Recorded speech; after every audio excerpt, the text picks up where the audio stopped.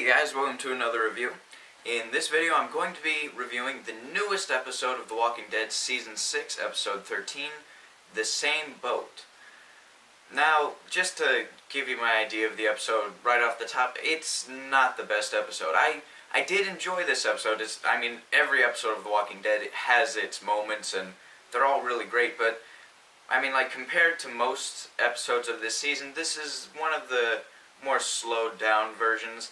And though I did like that we had a lot of Carol in this episode, I felt like it's not the good part of Carol. It's like we were seeing her do cool stuff, but then all of a sudden she's acting like Morgan, being regretful over stuff. And I'll get into that later into this review, but yeah, I'm just not a fan of where they're taking Carol's character, the direction that they're going. And in fact, I think that we've had an increase in possibility of her being the one to die at Negan's hand. I just am getting the feeling that it's now about 40% Morgan, 40% Carol, and then maybe like 20% Glenn. I'm just getting that vibe right now. I don't know why, but it's sort of being shoved in that direction. Okay, so to start off, we pick up in this episode right where we left off with Carol and Maggie, them arguing in the woods. And you see these saviors come up and Carol shoots one of them in the arm. That's the man. His name is Donnie. I have written down the characters' names just so that I can remember that crap. I don't want to be like, that older person who's also a woman and then that other woman. Yeah, so I've got the names, just so you guys know.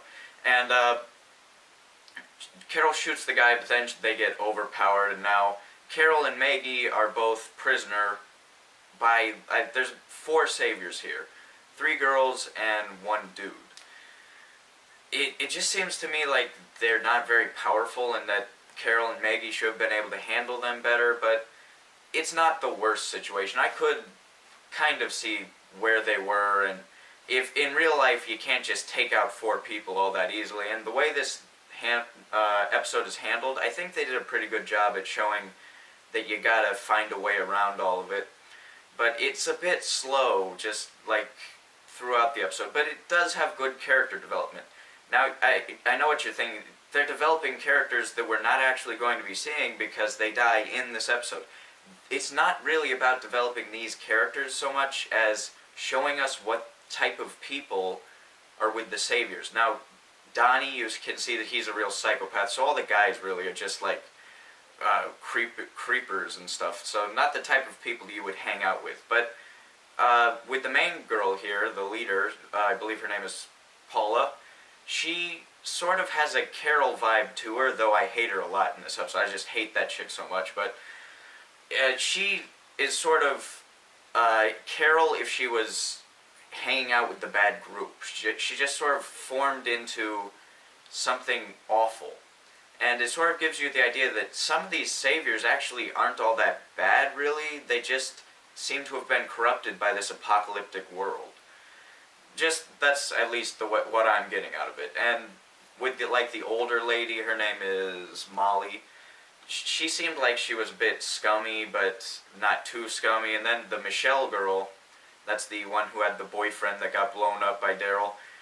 She actually didn't seem like that bad of a person. Like, she was feeling a lot of remorse over what they were doing. So I think that is useful for actually later on in the story arcs here. And as for currently, it's also a little bit important to see like where we're going to go with this. Okay, and then we go from Maggie and Carol getting kidnapped, they get hoods put over their faces, and then they get taken to a different place. Of course, Paula does talk over the radio with Rick, and they're talking about a deal, but Paula decides not to just accept the deal there, so they move to some weird hideout area. I'm not sure, is that like a place that Negan's had before, or is that just like a place that's been established to them so that they know where it is, but it's not really a hangout of Negan's group? I can't tell. It just seemed like there was something that was supposed to be there or something. I don't know. And they just leave Maggie and Carol tied up on the floor with duct tape. If you hear scratching in the background, that's my stupid cat. Anyway. Yeah, so, and of course, I love Carol immediately goes into what she did when she first went into Alexandria, just acting like the mousy little chick who's not a threat to anyone. which of course is totally not what she is, but she's very good at disguising herself as what she used to be.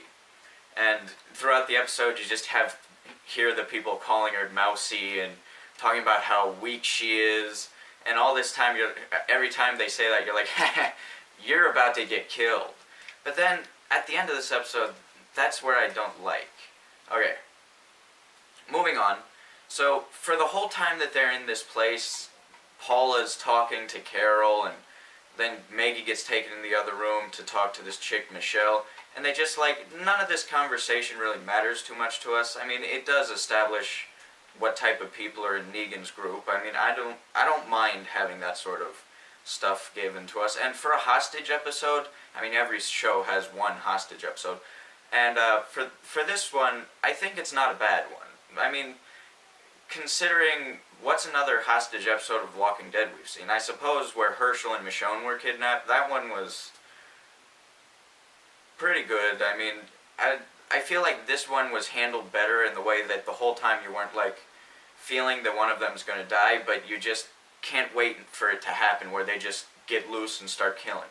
And eventually Carol does get loose after many, many minutes of having people making fun of her and her trying little things to eat away at the people, just make them totally disarmed to her so that she'll have a chance. And she picks up this crucifix at one point, and she's making it look like she's very religious type, and of course, Negan's people aren't the religious types, they're just making fun of her. But she uses that to cut herself loose, goes out there, and she doesn't kill anyone at first. She just goes to get Maggie, and then she's like, let's leave. That is where it starts sucking. That is telling me that we're going towards the Morgan area here.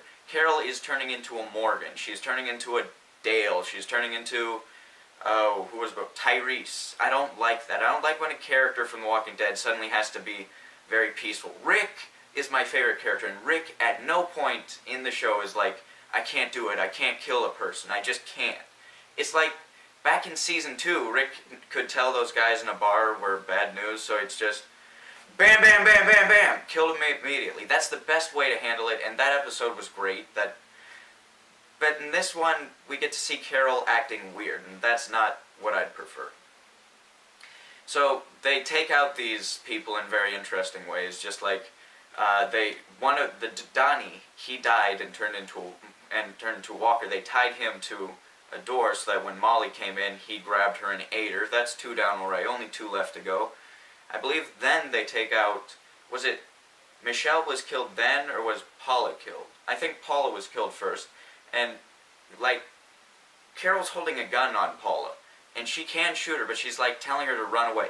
Now, you could take this in the way where she doesn't want to kill people, but I think when she's doing this, it's because she sees herself in Paula. She can tell that there's good in her, and she doesn't actually want to kill this girl just for that reason.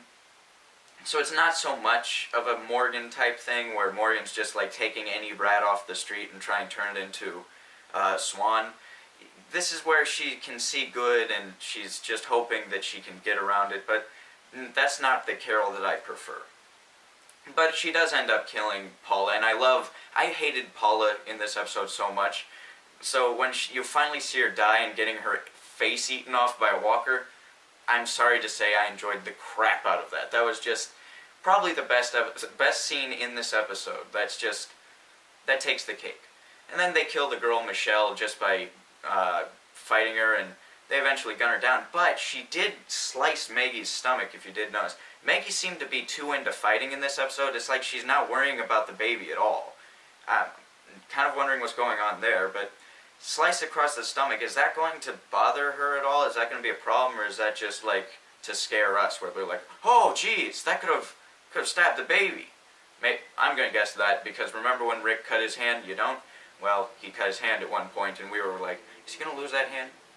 Nothing happened from it. Okay, so then the people that Paula called up to more saviors to come, it's 2 guys. Maggie and Carol just hide and have the guys come through, and they set up this trap where they just lock them into a room and set it on fire, and the guys burn to death. And then once they're done with all that, then Rick's group makes it right there with everyone's there, and Maggie and Carol open the door, and it's just like, how the hell did you manage? this entire hostage situation was taken care of with just Maggie and Carol. I kind of got the feeling that Maggie and Carol would like take out some of them, and then Rick's group would come and have to help. But Maggie and Carol just took it out all by themselves. And in this episode, I got angry at Maggie at the beginning, but then at the end, I was angry at Carol and happy at how cool Maggie is acting. So, kind of a weird switch up there. Anyway, so, and then the guy that Rick caught, his name is Primo, he's that other savior. That guy says that he is Negan at the end. So, if you haven't read the comics, then you could probably just be like, oh, well, they killed Negan there, because Rick shoots him in the face. But if you check IMDb and listen to what Paula said and all, you know it's not Negan. And I mean, it's weird. It's like they worship Negan. They're like, we're all Negan. I don't remember that in the comics, but I know that he was a big thing towards his group. So maybe that is what it was like in the comics. I don't quite remember that part. Just off the top of my head, I don't. And yeah, it was a pretty good episode, not the best. And that's pretty much how it ends. All is well at the end of the episode. I like how it didn't have to stretch into a second episode of hostage situation. It was handled pretty dang well. It just didn't catch my interest as well as some of the other episodes. So anyway, tell me what you guys thought. Not so much.